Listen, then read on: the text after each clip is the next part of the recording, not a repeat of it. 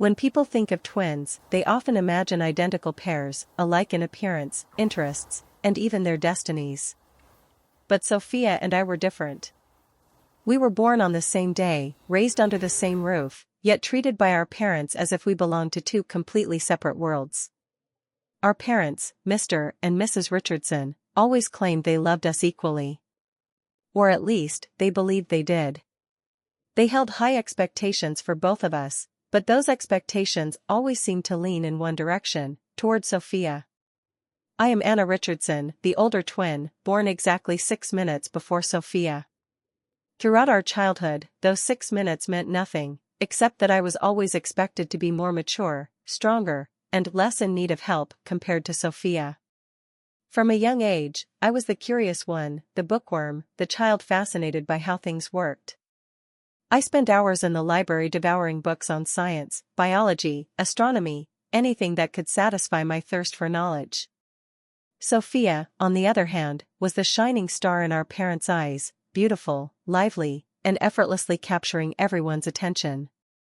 She dazzled on stage in ballet performances, while I sat quietly in the corner, engrossed in a book about molecular biology. She was the captain of the school's volleyball team, cheered on by our parents at every match, while my first place win in the state science fair was met with a simple nod and a short, "Well done, dear." I was never jealous of Sophia. She was my twin, my sister, the one I had grown up with, sharing secrets and sneaking out for ice cream together. I loved her. But I couldn't deny the truth, Sophia was always the one who mattered more in our parents' eyes. Perhaps the differences between Sophia and me began in our earliest years. By the time we were 5, Sophia had already formed a close-knit group of friends in our neighborhood, while I preferred spending time with watercolor paints and sketching nature scenes. One memory I will never forget is from one summer when I was selected to attend a special science workshop for gifted children in the next city. I had been excited for weeks.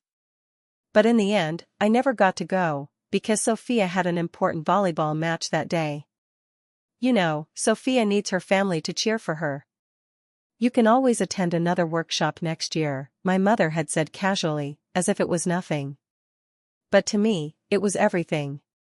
I cried the entire night, but the next morning, I had to pretend nothing had happened.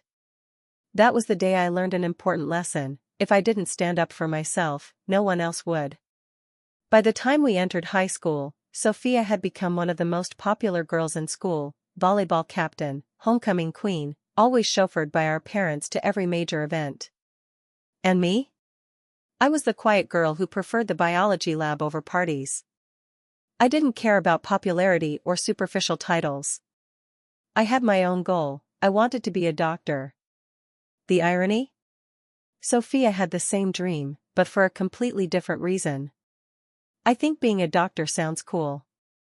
Plus, Mom and Dad would be so proud if I chose that career, Sophia once admitted. And she was right.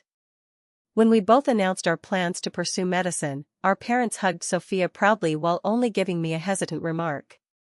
"Are you sure you can handle the pressure, Anna? Medicine isn't just for smart kids, it requires perseverance too." It wasn't the first time they doubted me, but it was the first time I realized they never truly believed in me. Both of us were accepted into Westwood University, home to one of the most prestigious medical programs. But our differences became even more apparent. Sophia was not a bad student, but she struggled with courses like organic chemistry and physiology. Our parents immediately hired private tutors for her, enrolled her in expensive prep courses. As for me, I received no help. When I asked about a prep course for the MCAT, they simply said, "You're smart, Anna. I'm sure you can study on your own." So I did. I spent endless nights in the library, pushing myself to the limit. And in the end, I scored in the 98th percentile on my first attempt. Sophia didn't.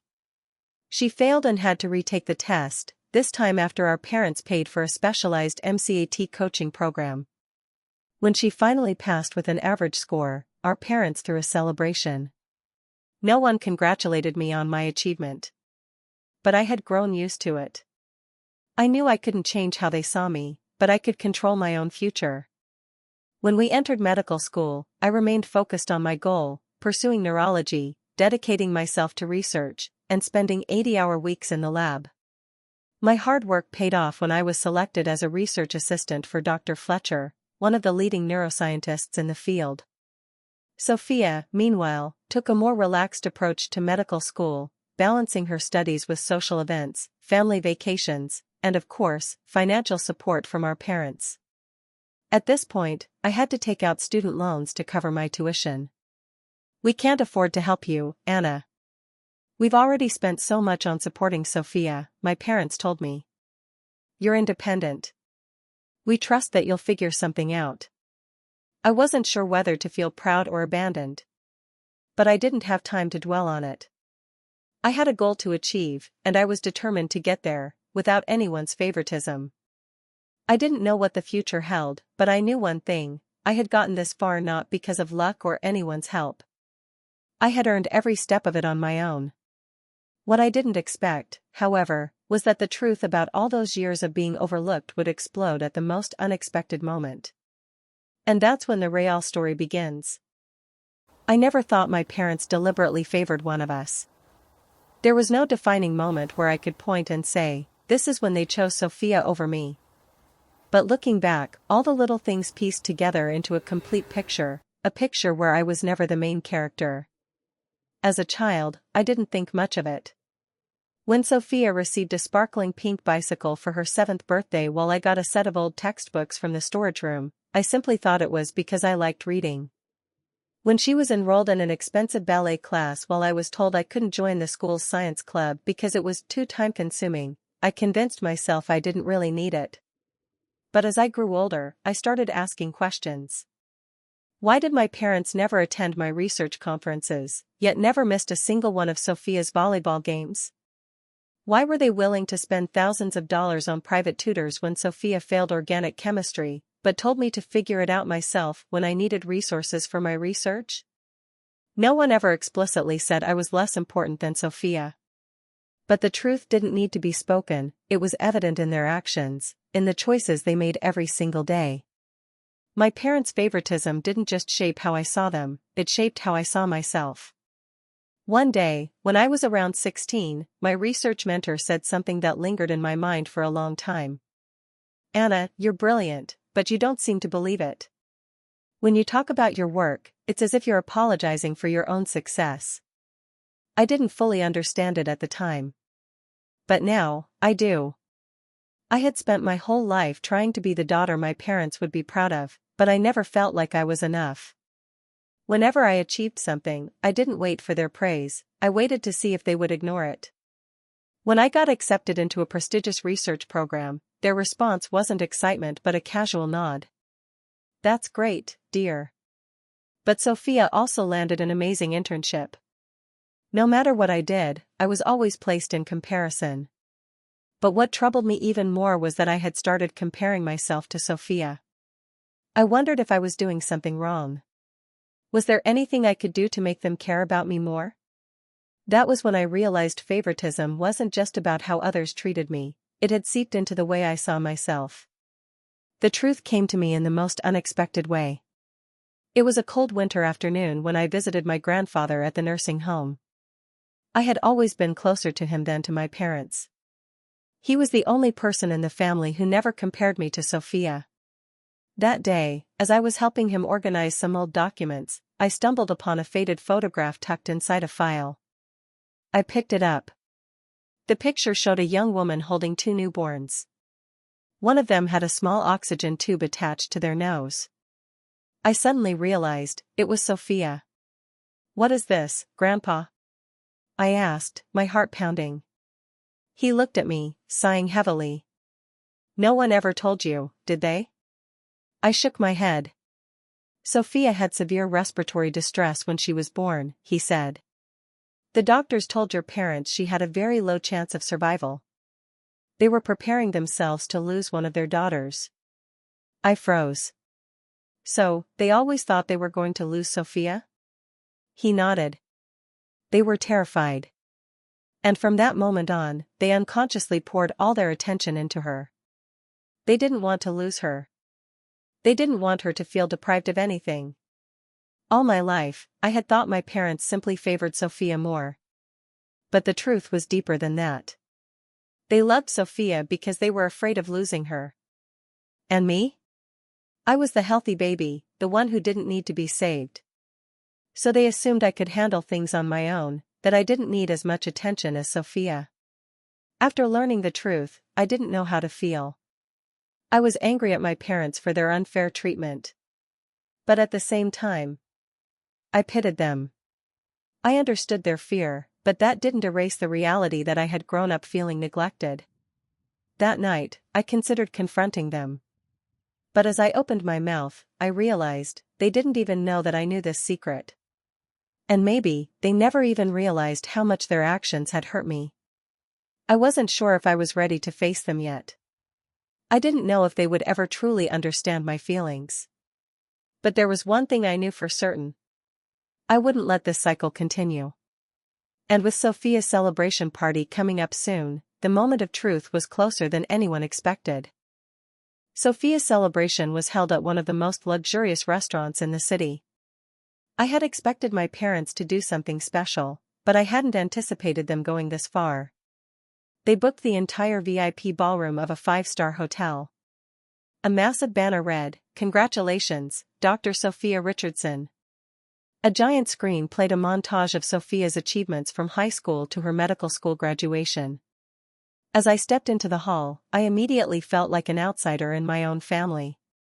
Everywhere, people were talking about Sophia, congratulating Sophia, admiring Sophia. No one mentioned me. And the worst part? I had graduated too. I stood in silence, a bitter feeling rising in my chest. Just as I was about to retreat to a quiet corner to breathe, Sophia appeared beside me. She was dressed in an elegant gown, her curled hair cascading perfectly, her radiant smile the same one my parents always adored.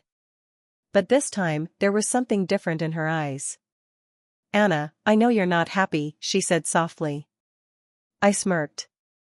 "Oh, of course, I'm thrilled. Who wouldn't be when they get to watch their sister being celebrated for something they barely worked for?" Sophia flinched but didn't argue. "I didn't want the party to be this big. But you know how Mom and Dad are. They wanted to make it a grand event. I told them not to overdo it, but they wouldn't listen." I clenched my fists. "The problem isn't the party, Sophia. The problem is that they've never treated us fairly." Sophia went quiet before she murmured something that stunned me. "I know." I blinked. "You know?" She nodded, her voice filled with sadness. "I know they've always favored me. I know they overlook what you do. I know they only care about my success. But I never knew how to change it." Her words made me falter for a moment. But before I could respond, the sound of glasses clinking echoed through the hall. Our father was about to give his speech. Dad stood on stage, beaming with pride as he raised his glass. "Tonight, we are here to honor our beloved daughter, Dr. Sophia Richardson." The room erupted in applause. I looked around, still, not a single mention of me. And then came the final blow. Sophia is a young woman of perseverance, of dedication, and today, she has achieved something truly extraordinary, becoming a doctor without a single cent of student debt. I clenched my fists, blood boiling in my veins. They truly thought not being in debt was an accomplishment? Dad continued. "We always knew investing in our daughter was the right decision. And today, we couldn't be prouder of Sophia." I couldn't hold it in any longer. I stood up. The entire room fell silent. "You really think investing in Sophia was the right decision?" My voice was steady, but filled with restrained fury. All eyes turned toward me. My parents were frozen in shock. Sophia looked horrified. "What about me? I graduated from medical school too. I worked just as hard, if not harder. I have a future too. But you never once thought about supporting me." My mother stammered. "Anna, what are you saying? Today is Sophia's day." "Of course it is. It's always Sophia's day." Every achievement of mine has been ignored. Every effort I've made has been dismissed. And now, you throw a party to celebrate the fact that Sophia doesn't have to worry about money, while I had to struggle for everything on my own? The room remained silent. I could hear whispers spreading among the guests. You say Sophia is hardworking. But have you ever asked why it was easier for her? I turned to my parents, my voice trembling with emotion. Because you made sure she had everything she needed. And me? I worked through sleepless nights. I pushed myself beyond my limits. And you never once cared. Just then, Dr. Fletcher, my mentor, stood up. I think this is a good time to share some important news, she said. Everyone turned toward her. Anna has been awarded the Prescott Fellowship, one of the most prestigious honors in the medical field. A wave of shock rippled through the room. My mother's eyes widened. My father's mouth fell open. Sophia inhaled sharply. Not only that, Dr. Fletcher continued, but this fellowship covers full student loan forgiveness. Anna will start her career debt-free, not because of anyone's help, but because of her own merit. Applause erupted. I looked around, people were finally looking at me with respect. My parents were still processing the revelation. When did you get this scholarship? Dad asked, his voice unsteady. I've been working toward it for the past 2 years. But you never asked, did you? Mom fumbled for words. Anna, we didn't know. No, you did know. You just chose not to care. Because in your eyes, Sophia was always the priority. The room was deathly silent. But now, everyone can see it. I deserve to be recognized. And I will not let anyone, not even my own parents, dim my light ever again. Another round of applause filled the room, stronger this time. Sophia watched me, tears glistening in her eyes. I didn't wait for my parents' response.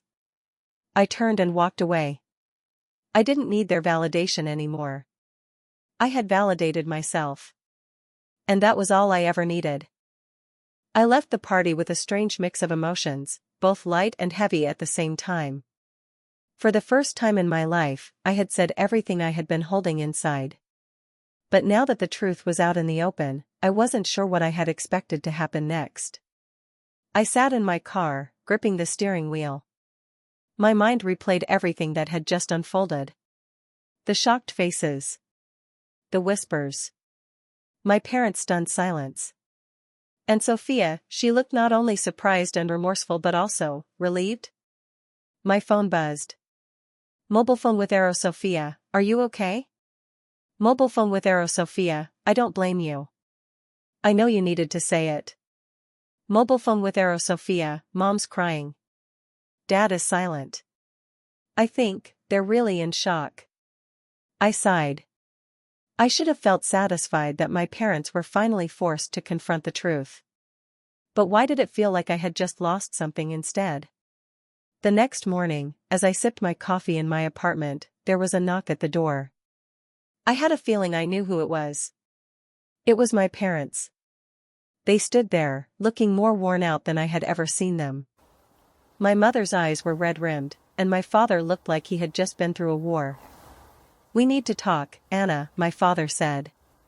I stood still for a moment before stepping aside to let them in. The room was filled with thick, suffocating silence. Finally, my mother spoke. Do you hate us? Her voice trembled. I closed my eyes for a moment. No. But I'm very disappointed. My father exhaled, rubbing his hands together as if trying to find the right words. We didn't realize. I let out a short laugh, but there was no humor in it. Didn't realize? Do you really think I believe that? Not in the way you think, Anna, my father said, his voice heavy. We never meant to neglect you.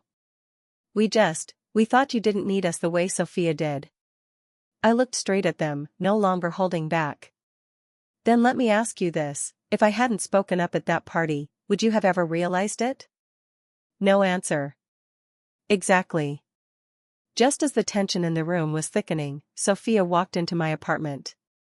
She glanced at all of us before carefully sitting beside me. Guys, we can't keep doing this. Doing what? I asked, my voice tinged with bitterness. Pretending everything is fine? Ignoring the truth? Sophia shook her head. No. I mean, we can't keep fighting like this. She looked at me, then at our parents. We all messed up. I messed up for staying silent when I knew what was happening. Mom and Dad messed up for not realizing sooner. And you messed up for holding it all in for too long. I clenched my fists. So what do you want me to do, Sophia? Pretend like nothing happened? She shook her head. No. But you can at least give them a chance. My parents looked at me with hopeful eyes. But I wasn't sure I could do that just yet. After our parents left, Sophia stayed behind. We sat in silence, sipping our coffee. Then, she said something that nearly made me spill my drink. I think I'm going to refuse Mom and Dad's financial support. I stared at her. What are you talking about? I've been thinking a lot. I've relied on them too much. And I don't want to keep doing that anymore. But this isn't your fault, Sophia. You didn't ask for this. No, but I have a responsibility. If I really want things to change, I have to start with myself. I looked at Sophia, really looked at her. Maybe, she was changing. Maybe I had been so focused on my own pain that I hadn't seen that Sophia was struggling in her own way too. A week later, I received a message from my parents. Mobile phone with arrow mom, we want to do something to make things right. Can we meet? I hesitated. But then, I agreed. This time, we didn't meet at a fancy restaurant, not at another grand event, but at a small coffee shop, just us, with no pressure, no performances. My parents placed a folder in front of me. What's this? I asked, frowning. My mother smiled softly. We set up a scholarship fund in your name. I froze. What? My father nodded. We can't go back and change how we treated you. But we can make sure that other medical students don't have to go through what you did. I opened the folder. The Anna Richardson Scholarship Fund, created for medical students in financial need, sponsored by my parents. I blinked. I hadn't expected this. As I left the coffee shop that day, I knew things would never go back to how they were. But maybe. I didn't need them to. I no longer needed my parents' validation to know my worth. But maybe I could give them a chance to be better. Sophia, standing beside me, smiled. Are you okay? She asked. I took a deep breath. For the first time, I think I really am. And for once, I truly believed it. A week after our meeting at the cafe, I realized something. The confrontation between me and my parents wasn't going to be resolved with a single scholarship fund or one emotional conversation. It was going to be a long journey, and change wouldn't happen overnight. Even though my parents had tried to make amends, even though they had admitted their mistakes, I hadn't fully forgiven them. Not because I was holding a grudge, but because trust had to be rebuilt, little by little. And I knew that if they truly wanted to change, they had to prove it with actions, not just with words or belated gestures.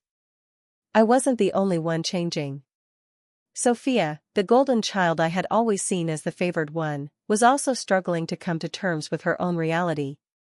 One evening, she showed up at my apartment, carrying a bottle of wine and a pizza. Can we talk? She asked. I nodded. As we sat down, she exhaled deeply. Have you ever thought that I was stuck in this competition too? I frowned. What do you mean? I always thought I was lucky, she admitted. But after everything you said, I realized. I was just as much a victim of the system our parents created. I crossed my arms. Sophia, you were the one being favored. You were loved more, cared for more. How could you possibly feel trapped? She stared down at her glass of wine. Because of exactly that, Anna. I never had to fight for anything. Mom and Dad always helped me, always paved the way for me. I never had to stand up for myself. And now, looking at you, I realize I missed out on something important. I didn't know what to say. Sophia continued. Mom and Dad didn't just take away your chance to be treated fairly. They also took away my chance to be independent. I had never thought about it that way before. Maybe, we had both been victims, just in different ways. A few days later, as I was preparing to move to Johns Hopkins for the Prescott Fellowship, I received an unexpected phone call. Mobile phone with Arrow. Dad, do you have time to meet? I hesitated but eventually agreed.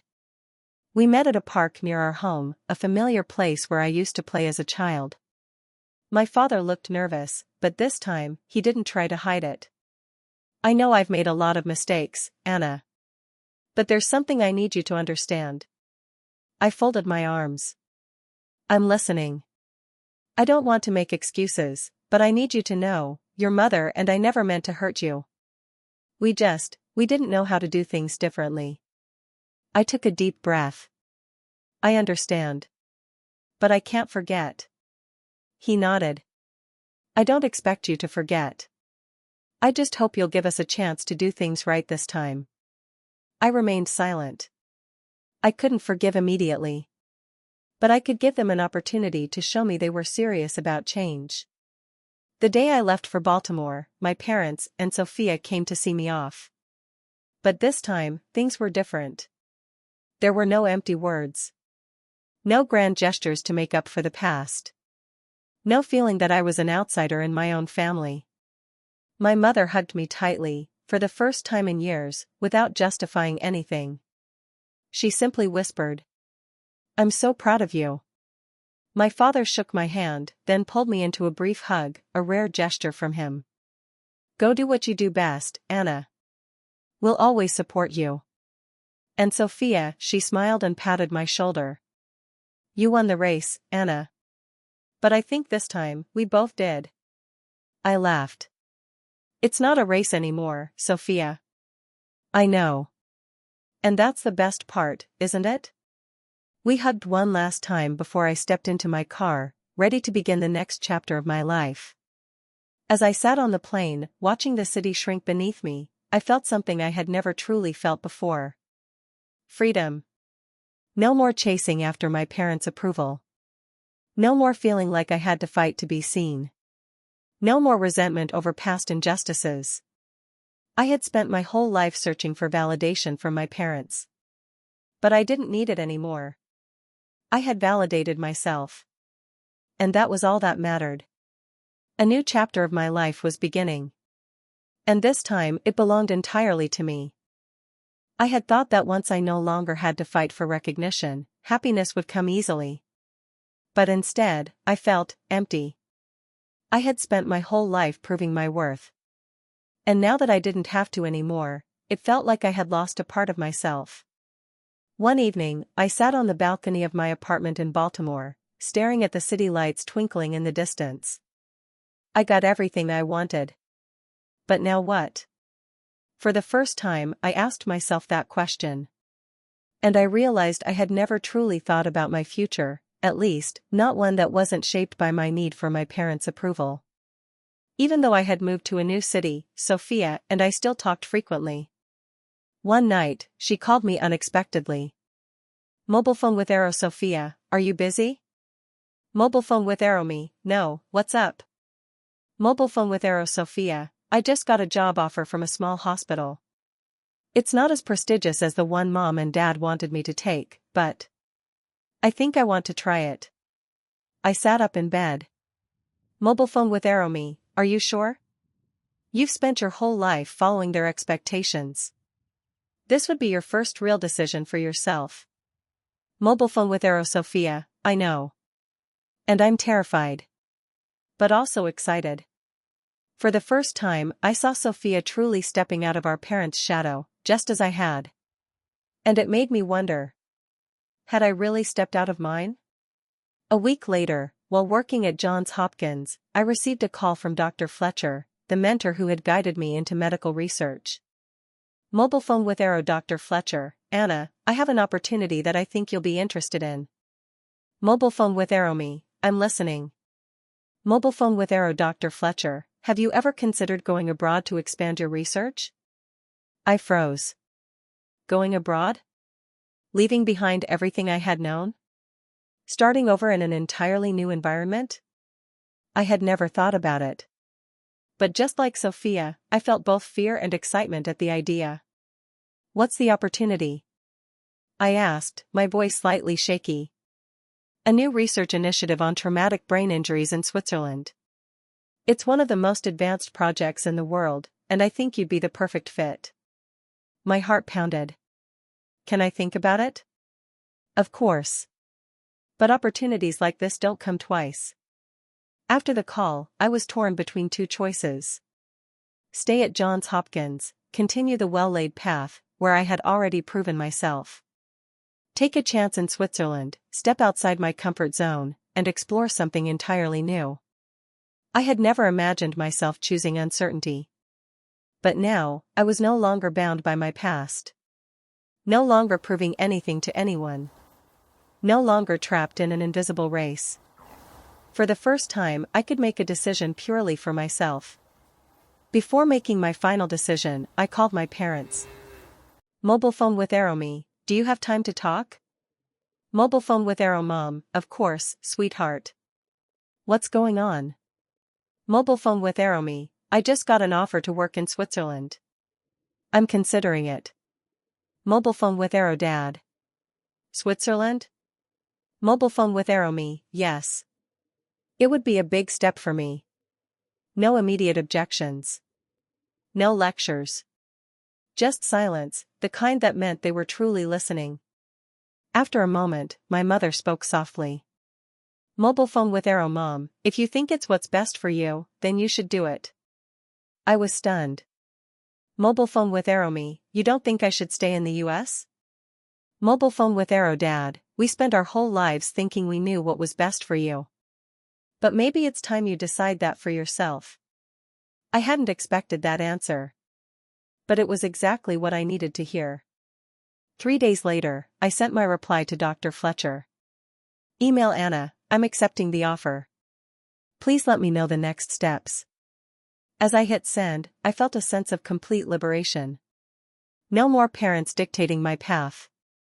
No more competing with Sophia. No more obsession with proving myself. For the first time, I was doing something purely because I wanted to. I looked at my reflection in the mirror and whispered to myself. Finally, I chose me.